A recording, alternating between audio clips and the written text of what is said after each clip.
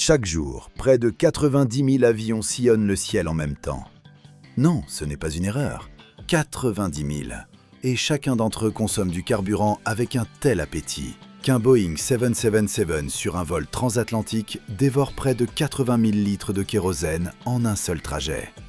Tous ces vols, et il y en a plus de 30 milliards et demi par an, sont alimentés par un seul type de carburant, produit par une poignée de raffineries dans le monde entier. Si la chaîne d'approvisionnement en kérosène aviation s'arrêtait ne serait-ce qu'une semaine à l'échelle mondiale, l'aviation s'effondrerait, littéralement. Je me trouve dans une raffinerie de pétrole, et cette visite a quelque peu changé ma perception d'un billet d'avion. Je vais vous expliquer pourquoi.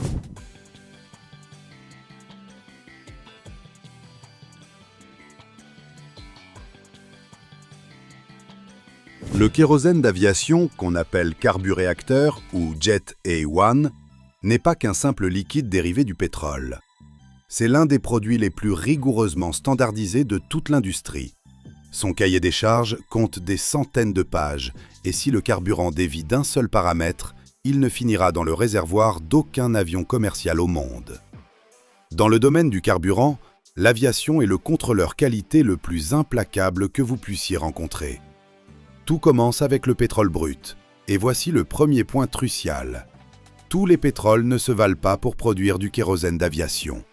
Un brut léger, à faible teneur en soufre, constitue la matière première idéale.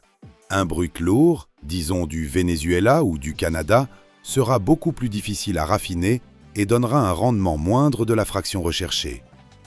La raffinerie où je me trouve traite principalement du pétrole moyen-oriental.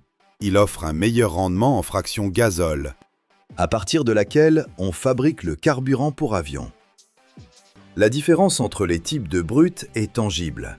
Un bon pétrole donne 20 à 25% de kérosène d'aviation sur le volume total. Un brut lourd, parfois moins de 10%. Pratiquement moitié moins. D'où le prix, la pénurie et la dépendance constante de l'aviation envers certaines régions productrices. Le pétrole arrive à la raffinerie et son premier arrêt est la colonne de distillation atmosphérique.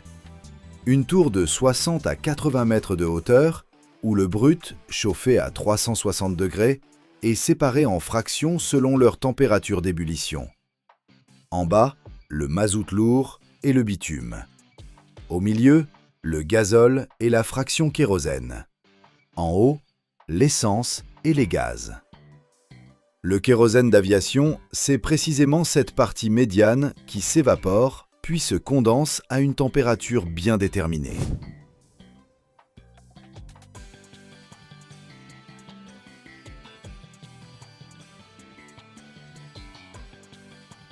Mais ce qui sort de la colonne de distillation n'est pas encore du carburant d'aviation prêt à l'emploi. C'est un distillat brut, bourré de composés soufrés, d'hydrocarbures aromatiques, et de tout ce qu'on ne veut surtout pas voir dans le réservoir d'un avion. L'étape suivante, l'hydrotraitement. Le distillat est mélangé à de l'hydrogène et traverse un réacteur à une température d'environ 370 degrés et une pression de près de 40 atmosphères. À l'intérieur du réacteur se trouve un catalyseur à base de cobalt ou de molybdène qui pousse les composés soufrés à réagir avec l'hydrogène pour se transformer en sulfure d'hydrogène, lequel est ensuite éliminé. La teneur en soufre du kérosène aviation final ne dépasse pas 0,3% en masse. Certaines nouvelles normes sont encore plus strictes. Pourquoi si peu de soufre? Parce qu'en brûlant dans le moteur, les composés soufrés forment des acides qui détruisent les aubes de turbine. Or, une aube de turbine de réacteur, c'est une pièce en superalliage de nickel fabriquée à une température proche du point de fusion du métal lui-même et qui coûte au minimum 10 000 €. Personne n'a envie d'accélérer leur usure à cause du soufre dans le carburant. L'équation est simple. Carburant plus pur égale durée de vie prolongée du moteur, donc moins de frais de maintenance.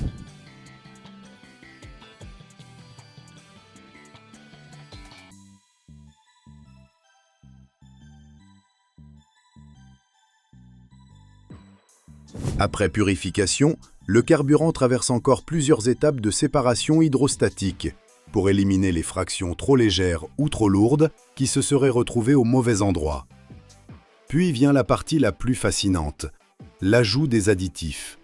Et c'est là que la production de kérosène aviation commence à ressembler à l'industrie pharmaceutique. Les additifs représentent peu en volume, on les mesure en millilitres par tonne. Mais chacun remplit une fonction précise.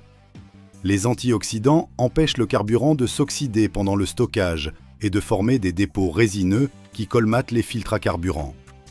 Les inhibiteurs de corrosion protègent les réservoirs en acier et les canalisations. Le dissipateur statique, un additif que je considère comme le plus sous-estimé de tous, réduit l'accumulation d'électricité statique lors du pompage. En transférant plusieurs centaines de tonnes de kérosène par an, sans cet additif, la tension statique pourrait atteindre des milliers de volts. Une étincelle et du carburant, mauvaise combinaison. Ce petit additif chimique empêche littéralement des explosions au quotidien, et personne n'en a conscience. Il existe encore un autre additif obligatoire, l'antigel. Le kérosène aviation doit rester liquide à une température de moins 47 degrés Celsius. C'est le point de congélation minimal requis pour le jet A1. À 12 000 mètres d'altitude, la température extérieure peut descendre jusqu'à moins 60 et au-delà, et le carburant dans les réservoirs se refroidit progressivement. S'il commence à cristalliser, le système d'alimentation de l'appareil s'arrête. Et ce n'est pas qu'une théorie. En 2008, un Boeing 777 de British Airways s'est écrasé lors de son atterrissage à Gatwick, précisément à cause de la microcristallisation de l'eau dans le système d'alimentation. Pas à cause d'un mauvais carburant, mais d'un carburant parfaitement conforme, dans lequel, selon une certaine combinaison de température et de conditions, l'eau dissoute a gelé. Cela a coûté à la compagnie des dizaines de millions de livres de pertes et 2 années d'enquête. Après cet accident, les exigences en matière de qualité du carburant aviation ont été encore renforcées.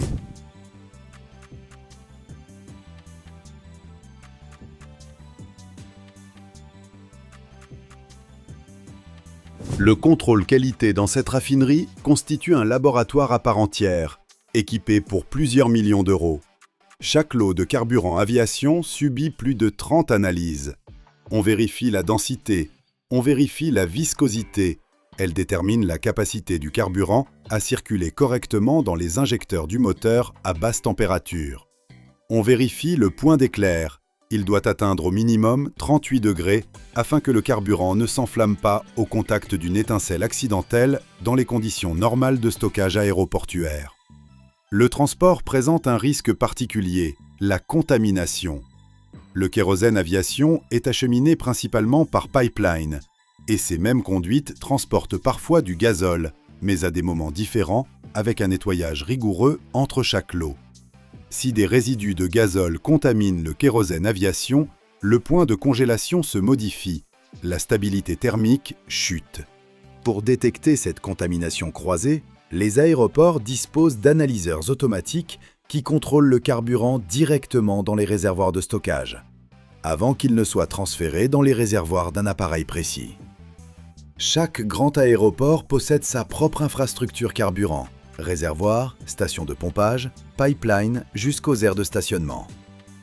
Une plateforme majeure comme Amsterdam ou Francfort stocke simultanément entre 200 et 300 millions de litres de carburant aviation. Il ne s'agit pas d'une réserve stratégique, c'est simplement le tampon opérationnel quotidien pour que l'aéroport ne dépende pas des livraisons journalières en provenance de la raffinerie. À titre de comparaison, un vol Airbus A380 à pleine capacité embarque jusqu'à 320 000 litres. Un vol, un avion, une seule fois.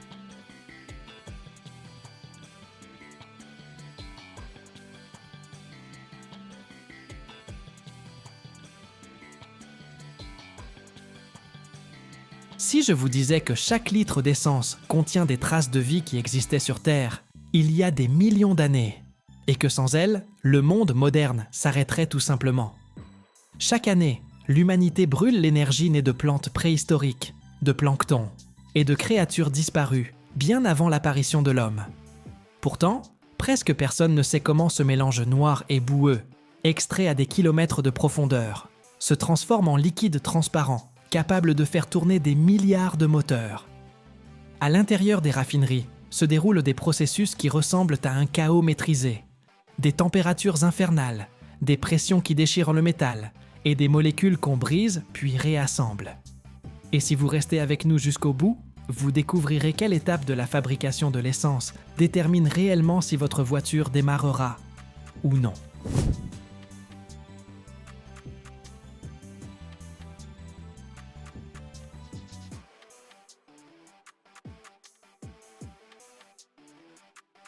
Tout commence avec le pétrole brut, extrait du sous-sol à des profondeurs pouvant atteindre plusieurs kilomètres.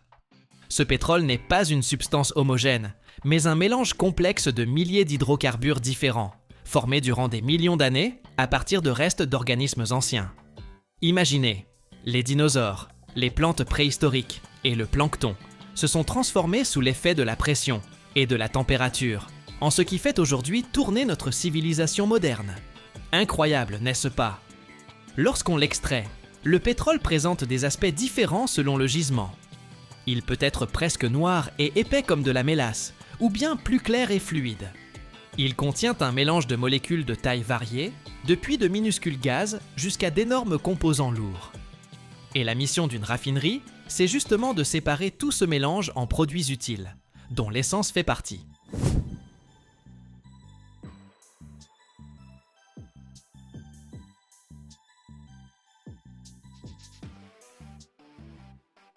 La première et la plus importante étape s'appelle la distillation fractionnée. Le pétrole est pompé dans une immense tour verticale qui peut atteindre la hauteur d'un immeuble de 15 étages. Cette tour s'appelle colonne de rectification et elle fonctionne selon un principe simple. Différentes substances bouillent à différentes températures. D'abord, le pétrole est chauffé à environ 400 degrés Celsius dans un four spécialisé. À cette température, la plupart des composants du pétrole se transforment en vapeur. Ce mélange de vapeur brûlante est introduit dans la partie inférieure de la colonne de rectification. À l'intérieur de la tour sont installés des dizaines de plateaux horizontaux, à différentes hauteurs. Et c'est là que commence la véritable magie de la séparation.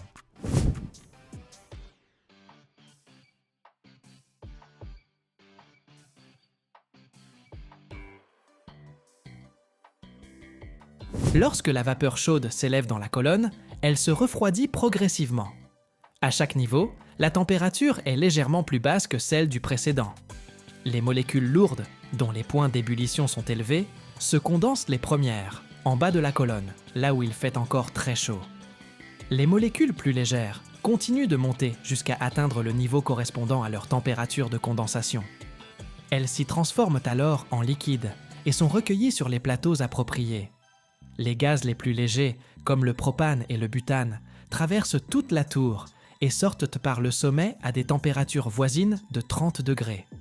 Un peu plus bas, entre 65 et 200 degrés, on récupère la fraction essence. Ce sont ces molécules qui nous intéressent. Plus bas encore, à des températures inférieures, on obtient le kérosène et le gazole. Et tout en bas, reste le fioul lourd destiné aux navires, ainsi que la matière première pour l'asphalte.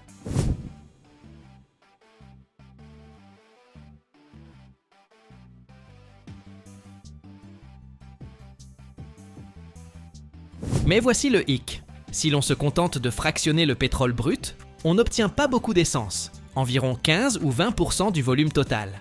Or, la demande d'essence est colossale, bien supérieure à sa teneur naturelle dans le pétrole. Les raffineurs ont donc imaginé une astuce pour en produire davantage à partir de ce qu'ils ont, un procédé appelé craquage. Le craquage consiste à briser de grosses molécules lourdes en molécules plus petites, adaptées à l'essence. Plusieurs méthodes existent. Le craquage thermique chauffe simplement le pétrole lourd à des températures extrêmes d'environ 500 degrés sous haute pression. Dans ces conditions, les longues chaînes d'atomes de carbone se fragmentent littéralement en morceaux plus courts.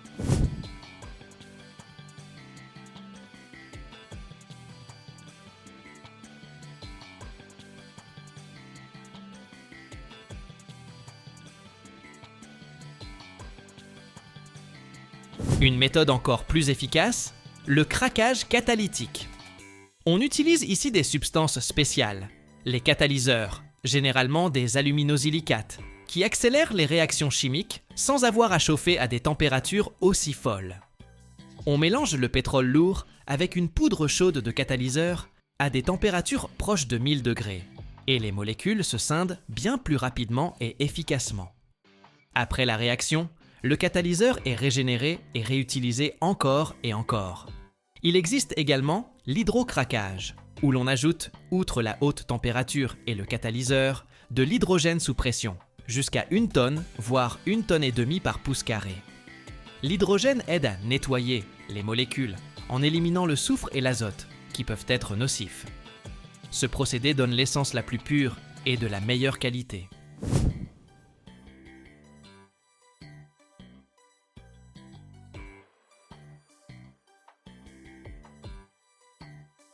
Mais même après toutes ces transformations, l'essence n'est pas encore prête à rejoindre votre réservoir.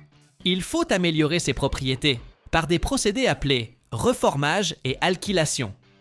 Le reformage modifie la structure des molécules d'essence, augmentant son indice d'octane, l'indicateur de la résistance du carburant à la détonation dans le moteur. Une essence à faible indice d'octane peut s'auto-enflammer dans les cylindres du moteur, de manière intempestive, provoquant un cliquetis susceptible d'endommager le bloc moteur.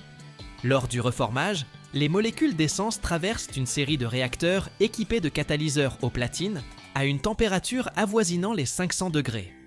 Là, les chaînes droites d'atomes se réorganisent en structures ramifiées et en molécules cycliques, qui présentent un indice d'octane plus élevé. Autrefois, on ajoutait du plomb pour augmenter l'octane, mais on a découvert qu'il était toxique et polluait l'environnement, si bien qu'on y a renoncé dès les années 1990. L'alkylation est un procédé qui permet de combiner de petites molécules en molécules plus grandes, parfaitement adaptées à l'essence. On prend des gaz légers issus du craquage, que l'on fait réagir en présence d'acides puissants pour obtenir des molécules de la taille idéale à indice d'octane élevé. C'est un procédé coûteux, mais qui fournit les composants des essences premium. Après toutes ces transformations, différents flux d'essence sont mélangés dans des proportions précises pour obtenir le produit final aux caractéristiques recherchées. On ajoute encore au mélange toute une série d'additifs, des substances qui améliorent diverses propriétés. Les détergents nettoient le moteur des dépôts. Les antioxydants empêchent l'essence de se dégrader pendant le stockage. Les inhibiteurs de corrosion protègent le système d'alimentation de la rouille. On ajoute des colorants pour pouvoir distinguer visuellement les différents types d'essence.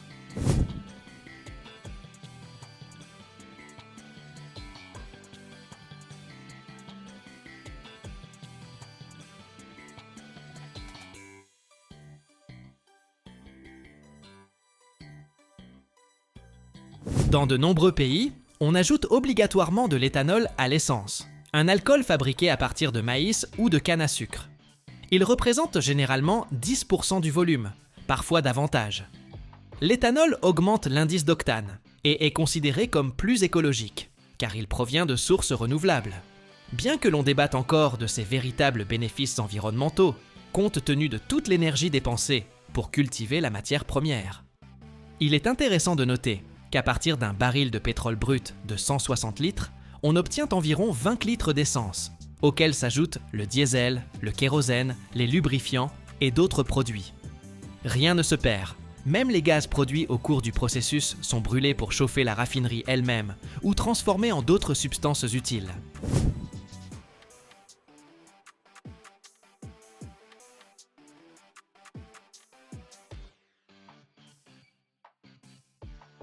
Une raffinerie moderne, c'est une véritable cité de tuyaux, de tours, de réacteurs et de réservoirs qui peut s'étendre sur plusieurs kilomètres carrés. L'ensemble du complexe est piloté par ordinateur, surveillant simultanément des milliers de paramètres: température, pression, débit des flux, composition des produits. Une erreur de réglage peut coûter des millions de dollars, voire provoquer un accident. Les normes environnementales se durcissent sans cesse. Aussi, les raffineries se modernisent-elles en permanence, installant de nouveaux équipements de traitement des émissions et réduisant leur consommation d'énergie. La production d'essence est devenue bien plus propre qu'il y a 30 ou 40 ans, même si elle reste très énergivore et continue d'avoir un impact sur l'environnement.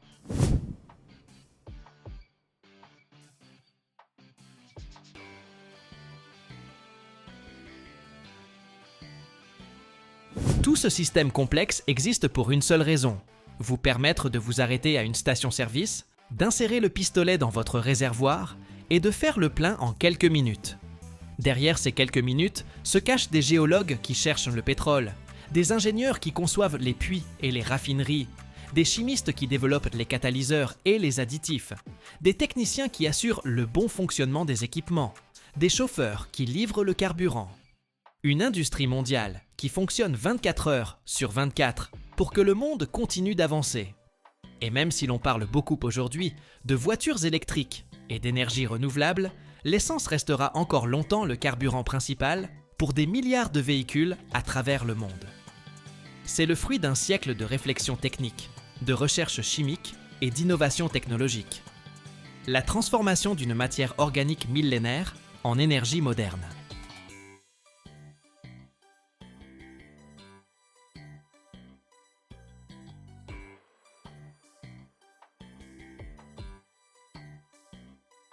Un mètre cube de ce gaz concentré et l'homme meurt en quelques secondes. Et ces émissions toxiques s'échappent par tonnes chaque heure de chaque raffinerie de pétrole. Seule une poignée d'usines dans le monde savent capturer cette mort directement dans les conduits et la transformer en une poudre jaune qui finit ensuite dans vos pneus, dans les engrais pour vos légumes et dans la moitié de toute la chimie de la planète. La réaction est exothermique, la température s'emballe. Une seule défaillance d'une vanne, et l'atelier se transforme en ruine avec des fumées toxiques sur des kilomètres à la ronde. Je suis entré là où se trouve un réservoir de soufre de plusieurs milliers de tonnes, et ce que j'y ai vu m'a longtemps empêché de dormir tranquille.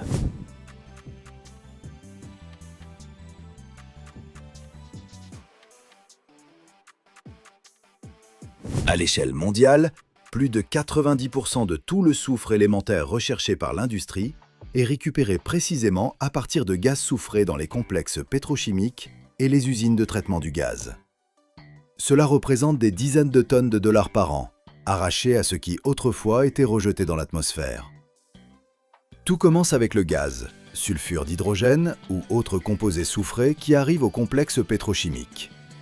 Ce gaz est nauséabond et toxique. Dans un seul mètre cube d'air peut déjà se trouver une dose mortelle, si l'on se retrouve au milieu sous forme concentrée. C'est pourquoi les usines le capturent directement dans les flux technologiques. Des canalisations sous pression acheminent le gaz vers les installations de neutralisation. Le débit peut être très important. Dans les grandes usines, cela représente plusieurs mètres cubes par an. Imaginez, au lieu de rejeter cette vapeur mortelle dans l'atmosphère, on la récupère et on l'envoie au traitement.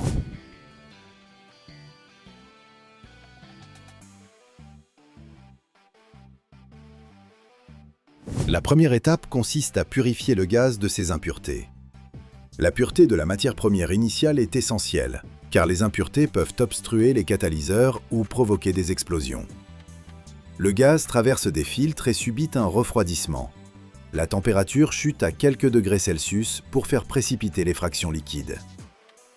Vient ensuite le passage dans le réacteur, où le sulfure d'hydrogène se transforme en soufre. La méthode la plus courante est le procédé Claus, où le sulfure d'hydrogène est d'abord oxydé en dioxyde de soufre, puis converti en soufre élémentaire. Pour simplifier, c'est comme si une vapeur toxique se transformait en poudre jaune. Cela paraît simple, mais dans la réalité, tout est rigoureusement contrôlé.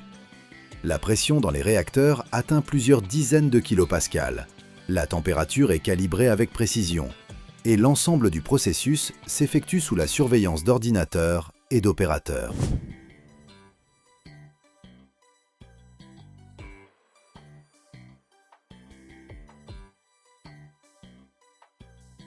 L'un des points cruciaux concerne la sécurité. Les réactions sont exothermiques. Si la chaleur produite n'est pas évacuée, le réacteur peut surchauffer. C'est pourquoi des circuits de refroidissement, des systèmes de décharge d'urgence et un dispositif qui réduit automatiquement l'alimentation en gaz en cas de température ou de pression anormale ont été installés. Chaque vanne, chaque capteur sont contrôlés quotidiennement. C'est ce qui garantit qu'aucun incident ne se produise. Par ailleurs, le personnel travaille en tenue de protection et le site est entouré de zones tampons. La distance qui sépare l'installation des zones habitées se compte en kilomètres, non en centaines de mètres.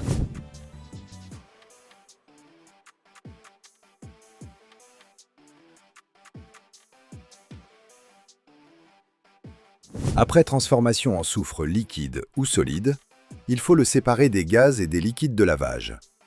C'est là que commence ce qui ressemble à une véritable production.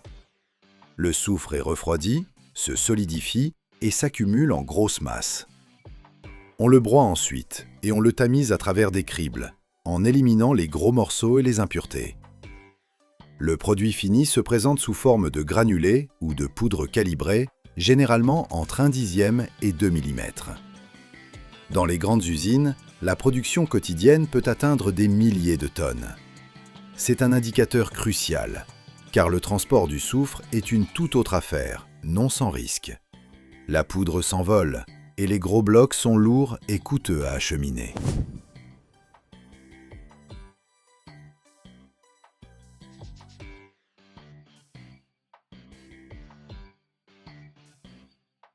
L'un des aspects les plus redoutables réside dans l'inflammabilité et la toxicité des produits lors de la chauffe. Le soufre lui-même n'est pas explosif dans des conditions normales, mais un chauffage inadéquat libère du dioxyde de soufre et des oxydes de soufre. Ces mêmes vapeurs toxiques. C'est pourquoi, lors de la fusion ou du calibrage des fractions, on maintient en permanence des systèmes d'extraction et de purification de l'air. Là où l'on traite de gros volumes, des dispositifs anti-incendie automatiques sont installés, prêts à réagir instantanément. Dans un atelier, j'ai vu une cuve de soufre contenant plusieurs milliers de tonnes. Imaginez les conséquences si elle venait à chauffer de manière incontrôlée.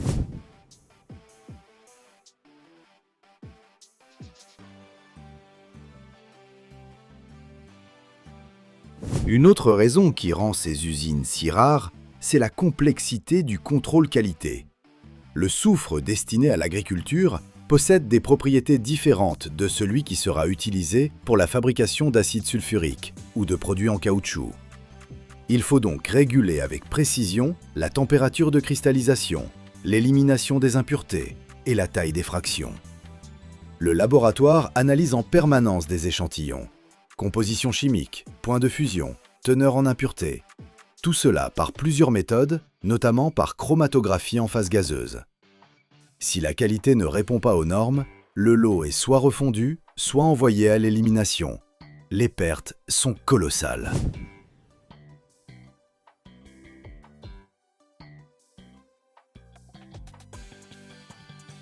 Ce qui frappe l'œil nu, c'est l'ampleur de l'infrastructure. Tuyauterie géante, installation de fours, réservoirs de stockage, vastes aires pour les amoncellements de soufre. C'est un travail d'ingénieurs, de chimistes et d'opérateurs.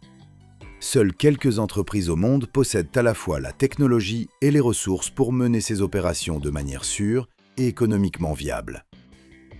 La formation du personnel s'étend sur plusieurs mois, tandis que certification et contrôle réglementaire se succèdent année après année. C'est pourquoi les chiffres de production précis restent confidentiels et l'accès aux technologies demeure restreint. En fin de cycle, le soufre est conditionné, en sac de 50 kg pour les clients locaux ou en vrac dans des wagons spécialisés pour l'exportation. Le transport du soufre constitue un défi à part entière. Il faut l'isoler de l'humidité et des sources de chaleur, le protéger de la poussière. La logistique ajoute souvent un surcoût final qui renchérit le produit. Voilà pourquoi toute usine qui se lance dans cette production doit composer avec de lourds investissements en capital, des risques et des exigences strictes en matière de sécurité du travail.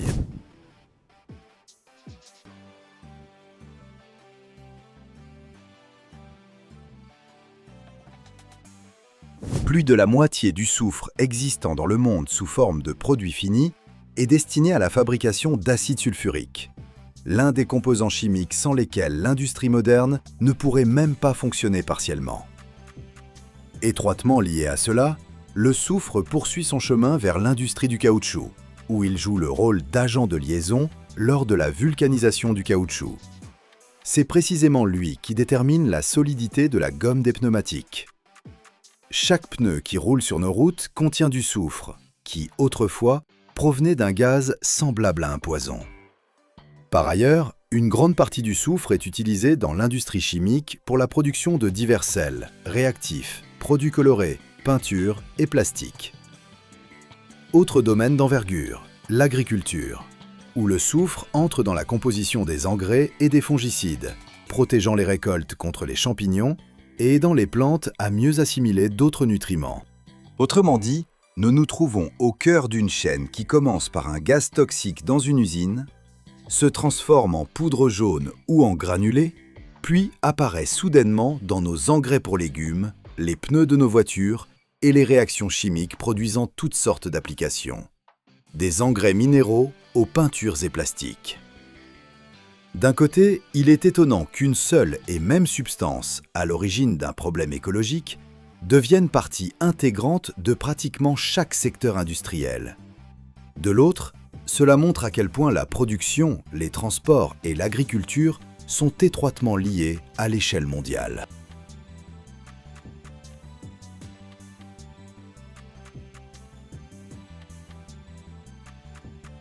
Si le forage s'arrête 30 minutes, 2 km de puits se retrouvent simplement coincés. Les dégager coûtera des millions, ou ne sera tout bonnement pas possible. La location d'une telle installation représente des centaines de milliers d'euros par jour. Le trépan qui grignote le granit coûte le prix d'un appartement et casse au bout de quelques jours. Et si la pression a été mal calculée, le gaz jaillira avec une telle violence que seul un clapet de plusieurs dizaines de tonnes pourra l'arrêter. Je suis entré à l'intérieur d'un chantier de forage et j'ai vu à quoi ressemble la véritable lutte contre les profondeurs. Je vous montrerai chaque point critique, du trépan au système anti-éruption. Et je vous raconterai ce qui se passe à la seconde précise où le forêt atteint le gaz.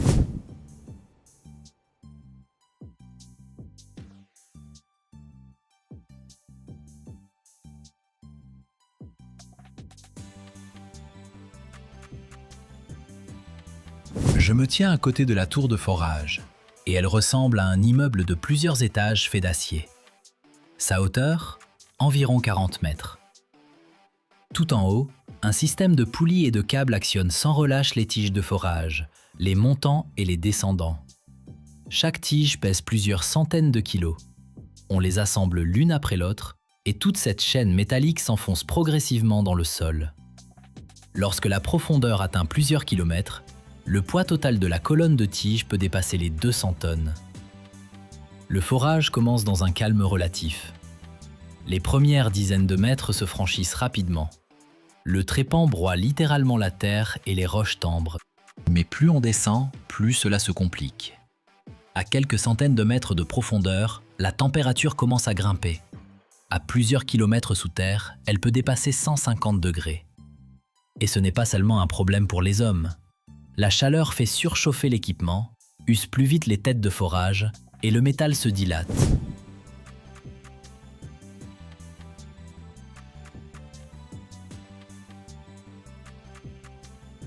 On me montre un trépan de forage, l'outil qui, littéralement, mord la roche. On dirait qu'il a été conçu pour un rover martien. À l'intérieur, alliage ultra dur et diamant industriel. Sinon, impossible d'entamer la formation.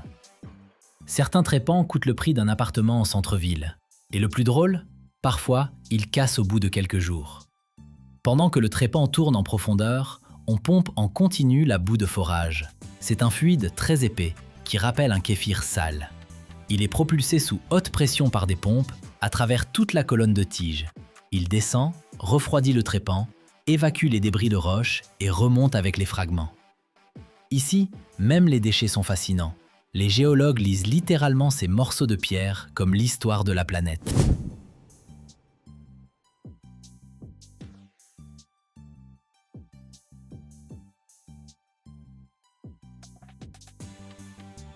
Et c'est là que la tension monte d'un cran. Sous terre, la pression change en permanence. Si la boue de forage devient trop légère, le gaz ou le pétrole peuvent jaillir brutalement. Si elle est trop lourde, la roche risque de se fracturer et le puits de s'effondrer. C'est pourquoi les opérateurs ne quittent pas leur capteur des yeux. Sur les écrans, les chiffres clignotent sans cesse. Pression, température, vitesse d'injection, charge sur le trépan. On a l'impression que ces hommes pilotent simultanément une usine et un lancement spatial.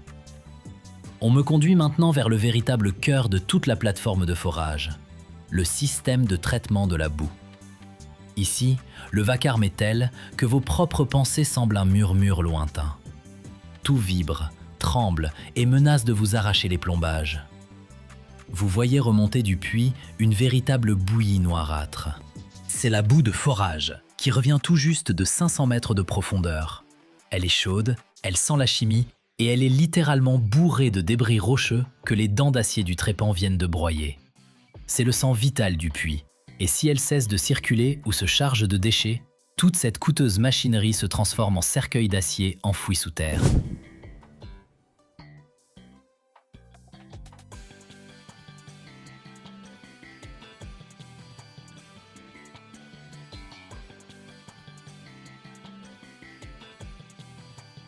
Notre première étape dans ce parcours, les tables vibrantes, que les spécialistes appellent tamis vibrants.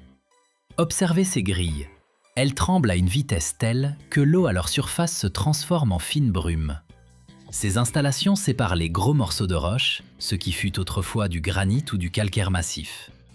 En une seule heure, 20 à 30 tonnes de boue traversent ces tamis. C'est un moment critique. Si la grille se déchire et qu'un seul fragment de pierre passe dans le système, il détruira des pompes coûteuses de 50 000 € plus vite que vous n'aurez fini votre café du matin.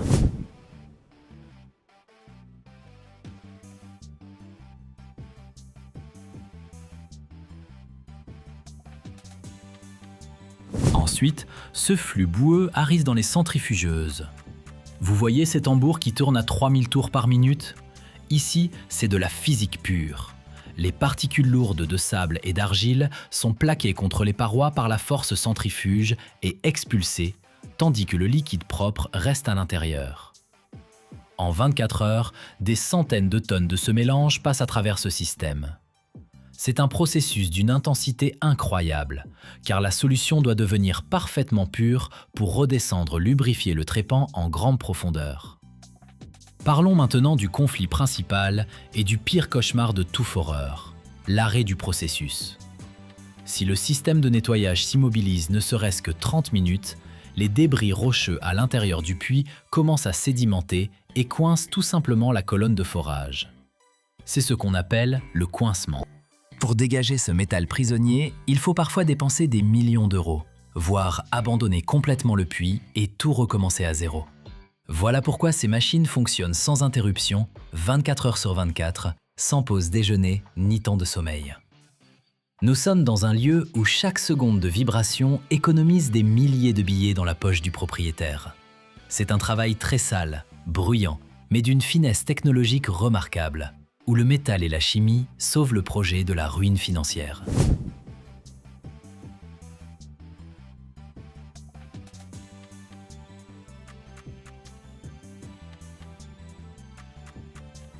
Comment fonctionne une installation de forage ou l'épuration de la boue de forage en quelques mots? Vous assistez en temps réel au combat bien réel de l'homme contre les entrailles de la planète. C'est une opération technique où la moindre défaillance se paie au prix fort. Poursuivons notre visite, car la boue épurée est déjà prête à replonger dans les ténèbres des profondeurs où un véritable enfer l'attend.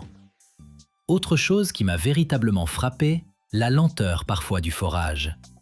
Au cinéma, on a l'impression qu'un puits, c'est on perce et c'est fini. En réalité, franchir 1 kilomètre peut prendre des semaines. Si la roche est dure, le trépan n'avance parfois que de quelques mètres par heure. Et puis tout s'arrête. On remonte plusieurs kilomètres de tige, on change le trépan et on redescend l'ensemble. Cela prend de nombreuses heures. Et pendant tout ce temps, l'installation coûte une fortune. La location d'une grande plateforme de forage peut atteindre plusieurs centaines de milliers d'euros par jour.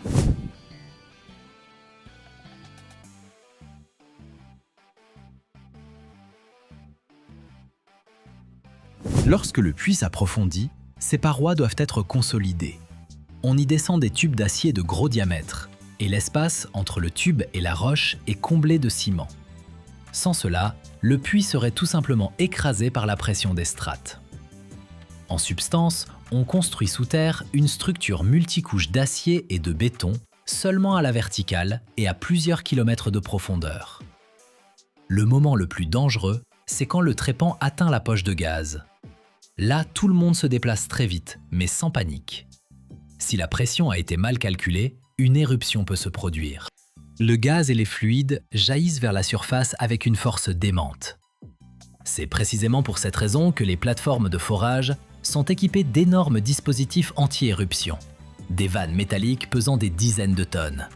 Elles peuvent obturer le puits en un instant. On me montre cette installation, et elle a l'air tout droit sortie d'un film catastrophe industrielle.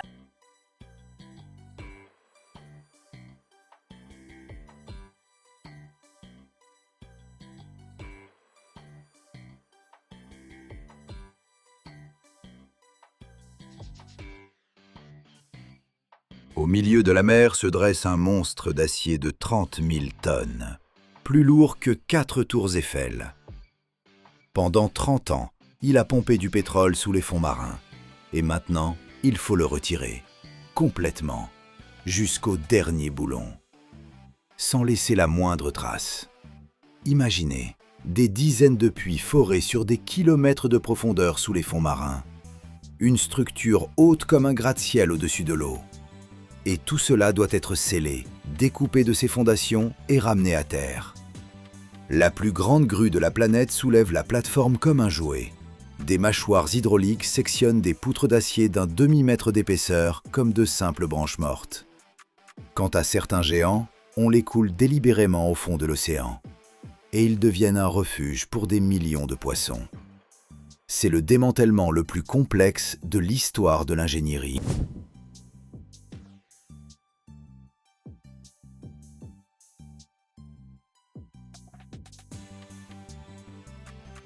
Au milieu de la mer se dresse une immense structure d'acier. Il y a 30 ans, on l'a installée ici pour extraire du pétrole sous les fonds marins. Mais le temps est impitoyable. Le métal s'est fatigué de sa lutte perpétuelle contre l'eau salée et les tempêtes. Et le gisement s'est tari. Selon les lois internationales, on ne peut pas simplement l'abandonner à la rouille. Il faut la retirer, sans laisser la moindre trace. Et ce processus, appelé démantèlement, constitue une prouesse d'ingénierie, tout aussi complexe que la construction elle-même. Tout commence par l'étape la plus cruciale et la plus périlleuse, qui se déroule dans les profondeurs sous-marines, le bouchage des puits. C'est comme un travail de dentiste pour la planète. La plateforme peut compter des dizaines de puits qui s'enfoncent sur des kilomètres dans les fonds marins. On ne peut pas simplement les fermer avec un couvercle. Chaque puits doit être scellé de manière permanente et fiable. Pour cela, on y descend un équipement spécial et l'on injecte plusieurs bouchons. D'abord vient un bouchon mécanique, puis, couche après couche, on coule des centaines de mètres de ciment spécial. Cette opération se répète en plusieurs endroits sur toute la longueur du puits, créant ainsi une barrière multicouche infranchissable. C'est un travail d'une importance capitale. La moindre fuite pourrait provoquer une catastrophe écologique.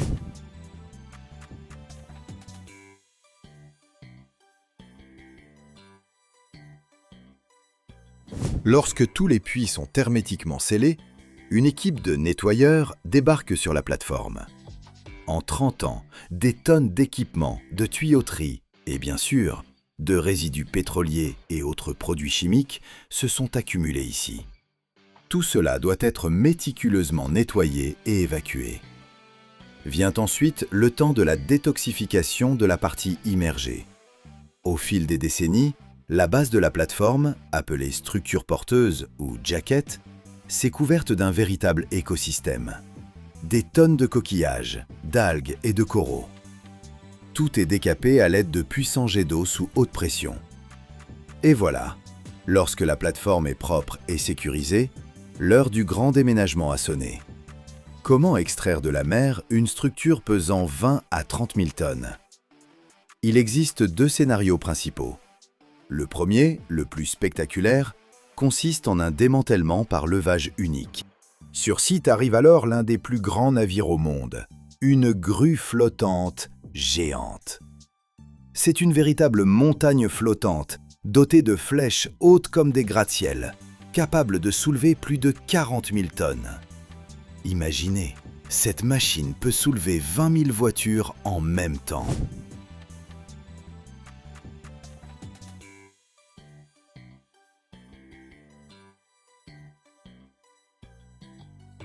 Au départ, des plongeurs spécialisés ou des robots sous-marins, armés de chalumeaux à plasma, découpent les pieds d'acier de la plateforme, les séparant de leur fondation sur le plancher océanique. Puis, la grue glisse sous la partie supérieure de la plateforme, le topside, d'immenses poutres d'acier, et commence à soulever, lentement, centimètre par centimètre. C'est un moment de tension inouïe. Des milliers de tonnes d'acier se détachent de leur base et se retrouvent suspendues dans les airs. Ensuite, cette maison gigantesque est délicatement déposée sur une barge colossale. La grue revient alors à la charge et extrait de l'eau, de la même manière, le bloc de fondation. Le second scénario consiste à démanteler la structure en pleine mer. Si la plateforme est trop imposante ou trop ancienne, on la découpe en blocs plus petits, plus faciles à transporter. C'est comme si l'on inversait le processus de construction. Les ouvriers, tels des fourmis, sectionnent la structure en morceaux et des grues plus modestes les enlèvent progressivement pour les empiler sur la barge. Une fois toutes les pièces de notre dinosaure d'acier chargées sur la barge, son dernier et mélancolique voyage commence. Lentement, à quelques nœuds à peine, des remorqueurs traînent ce cimetière flottant vers la côte.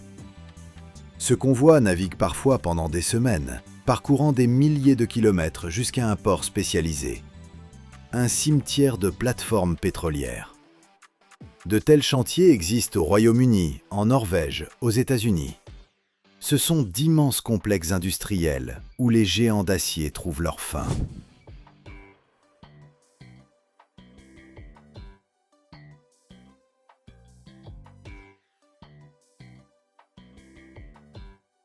Ici, sur la terre ferme, commence l'acte final, le démantèlement jusqu'à l'atome. D'immenses grues portuaires soulèvent des blocs de plusieurs tonnes depuis la barge et les déposent sur une zone spécialement préparée. Et là, de véritables bouchers d'acier se jettent sur eux. Ce ne sont pas des hommes armés de chalumeaux, ce sont d'énormes cisailles hydrauliques montées sur des pelleteuses. Imaginez des mâchoires de tyrannosaures capables de sectionner des poutres d'acier d'un demi-mètre d'épaisseur comme de simples bradilles. Dans un vacarme de grincements et de craquements assourdissants, elles déchirent la structure en morceaux. Tout ce qui résiste aux cisailles est découpé manuellement à l'aide de puissants chalumeaux à plasma. C'est un spectacle chaotique, bruyant et dangereux. Mais il ne s'agit pas simplement de destruction, c'est un tri. Chaque morceau de métal rejoint son tas. L'acier au carbone ordinaire dans l'un, l'acier inoxydable des tuyaux dans un autre, le cuivre des kilomètres de câbles électriques dans un troisième. Alliages spéciaux, plastique, caoutchouc, tout est méticuleusement trié. Et c'est là que se cache le véritable sens de toute l'opération. Plus de 95% du poids total de la plateforme pétrolière part au recyclage. Ces dizaines de milliers de tonnes d'acier de haute qualité seront fondues dans des hauts fourneaux et transformées en nouvelles voitures, en poutres de construction, ou même en nouvelles plateformes pétrolières. C'est l'exemple parfait d'un cycle industriel fermé.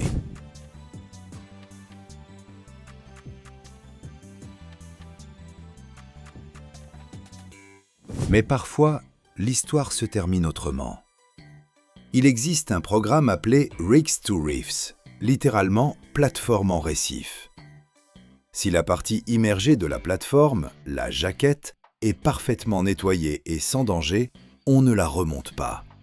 On la laisse sur place ou on la déplace vers une zone dédiée où elle est coulée. Pourquoi ? Parce qu'après 30 ans passés en mer, sa structure d'acier s'est transformée en un véritable récif vertical. densément peuplée de coraux, de poissons et d'autres habitants marins. Pour de nombreuses espèces, ces constructions sont devenues de véritables oasis au milieu d'un fond marin désertique. Et détruire un tel écosystème causerait plus de tort que de bien. Ainsi, le géant d'acier qui a servi toute sa vie l'industrie devient à la retraite le gardien silencieux de la nature, un nouveau foyer pour des milliers de créatures marines. C'est une fin belle et symbolique pour ce titan retourné au sein de l'océan. Et pour que ma chaîne continue elle aussi de naviguer sur les flots de YouTube, abonnez-vous.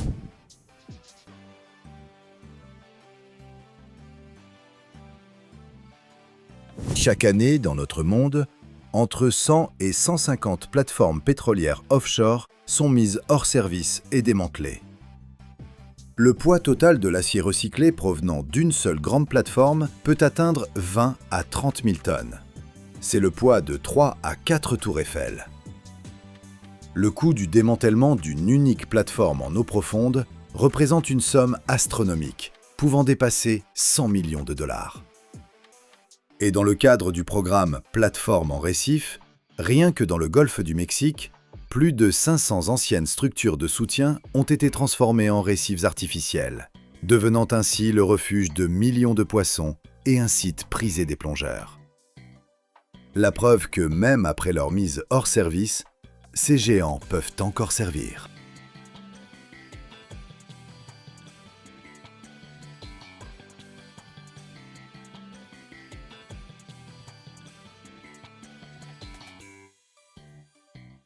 Chaque année dans le monde, plus de 100 millions de barils de pétrole sont raffinés quotidiennement. Un volume capable de remplir des milliers de piscines olympiques par heure. Mais parmi cette masse se trouve un pétrole que la plupart des raffineries redoutent. Le lourd brut mexicain Maya. Épais, noir, gorgé de soufre. Presque inutilisable pour les carburants modernes. Et c'est précisément ici, à Deer Park près de Houston, qu'on le casse, qu'on le purifie et qu'on le transforme en énergie pour tout un continent. Comment du quasi-mazout donne-t-il naissance à de l'essence? Et quel processus se cache derrière ces tours métalliques? Suivez-nous jusqu'au bout. Vous découvrirez ce dont même les ingénieurs ne parlent pas.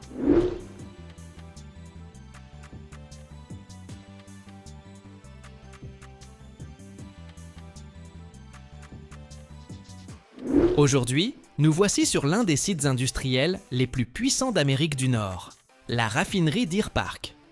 Ce complexe géant de raffinage pétrolier, situé près de Houston, a longtemps fonctionné dans le cadre d'un partenariat entre Pemex et Shell. C'est ici qu'arrive l'un des pétroles les plus difficiles à raffiner au monde, le brut lourd mexicain Maya crude.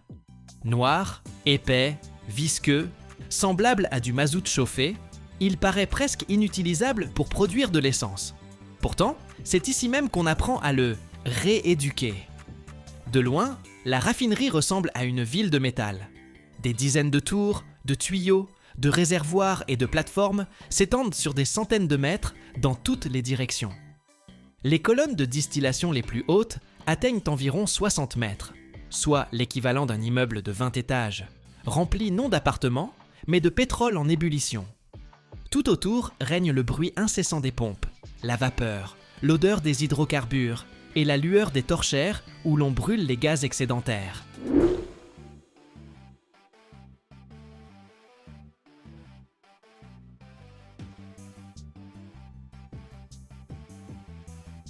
Tout commence avec l'arrivée du brut. Pétrolier ou pipeline, le Maya crude est acheminé jusqu'au site de la raffinerie. Il est stocké dans d'immenses réservoirs de plusieurs centaines de milliers de mètres cubes.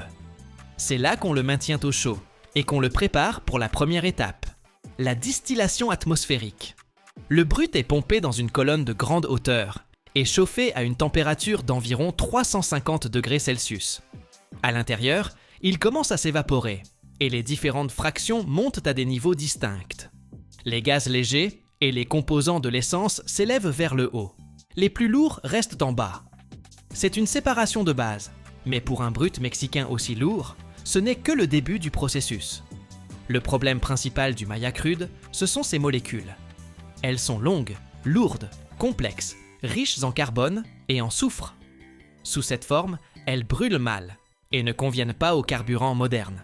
D'où l'étape suivante, le craquage catalytique.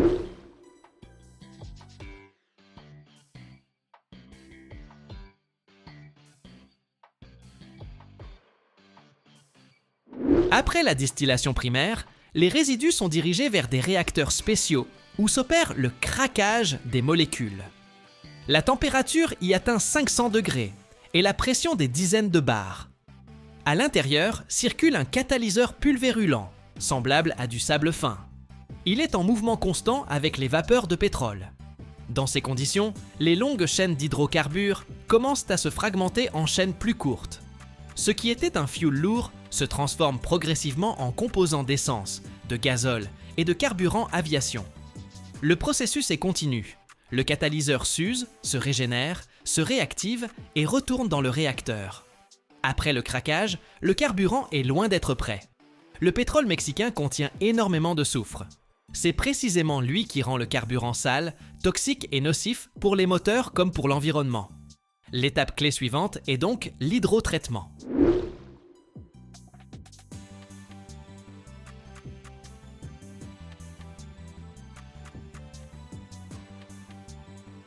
Les flux de produits pétroliers sont dirigés vers de hauts réacteurs verticaux, où ils sont mélangés à de l'hydrogène pur. La température avoisine les 400 degrés. La pression dépasse 100 bars. Dans ces conditions, le soufre se sépare des hydrocarbures et se transforme en sulfure d'hydrogène. Celui-ci est capté, purifié, puis transformé en soufre technique. Ces réacteurs ressemblent à de gigantesques colonnes d'acier, hautes comme un immeuble de plusieurs étages. À l'intérieur, un système complexe de tuyaux, de catalyseurs et d'échangeurs thermiques. Tout fonctionne 24 heures sur 24, sans interruption, car même une courte pause signifierait des pertes se chiffrant en millions d'euros. Après purification, le carburant traverse encore plusieurs étapes: stabilisation, filtration, mélange avec des additifs.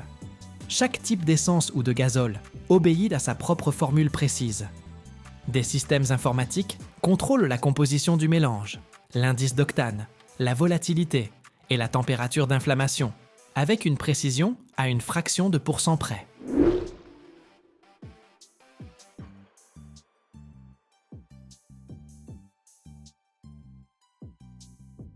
C'est là que s'opère la métamorphose essentielle.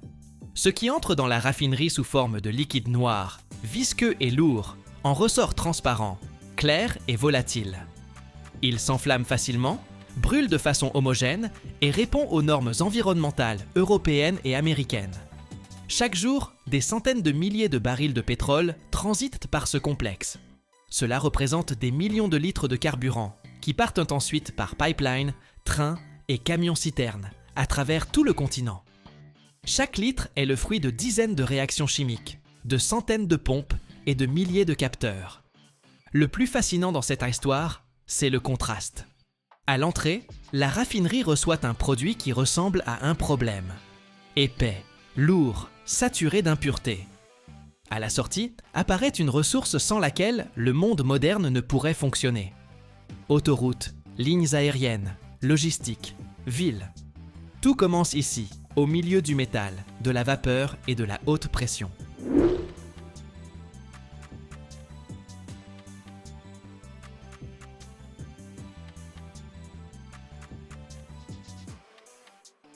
C'est précisément pourquoi Deer Park n'est pas une simple usine.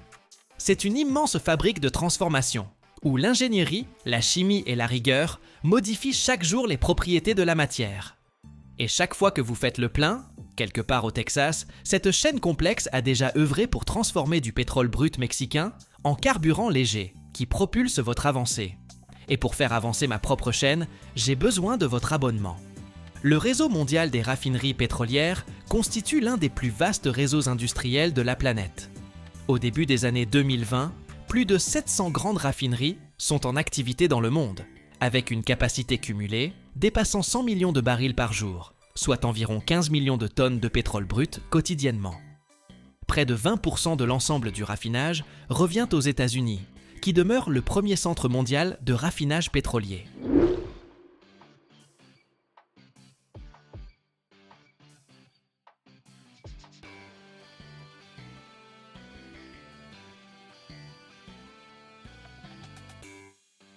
En moyenne, une grande raffinerie moderne consomme entre 5 et 8% de sa propre production pour ses besoins internes. Fonctionnement des pompes, des compresseurs et des fours. Une telle installation peut utiliser une quantité d'électricité équivalente à celle d'une ville de plus de 100 000 habitants. La consommation d'eau est elle aussi colossale, de 2 à 5 barils d'eau pour chaque baril de pétrole raffiné. Les statistiques montrent qu'un baril de pétrole brut permet d'obtenir en moyenne environ 45% d'essence, 30% de diesel et de carburéacteurs, le reste se répartissant entre fuel lourd, gaz et produits pétrochimiques. Le pétrole lourd, notamment mexicain, nécessite 30 à 40% d'énergie supplémentaire pour son raffinage par rapport au pétrole léger.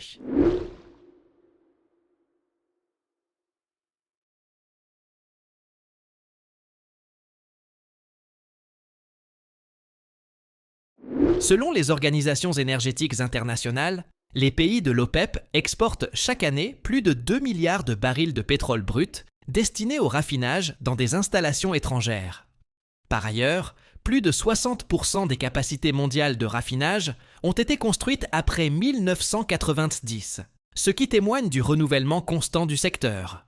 Sur le plan financier, une grande raffinerie coûte en moyenne entre 5 et 10 milliards d'euros, avec un délai d'amortissement qui atteint 15 à 20 ans. Même un arrêt d'une journée d'une telle installation peut entraîner des pertes de plusieurs dizaines de millions d'euros et avoir un impact immédiat sur les prix des carburants dans toute une région.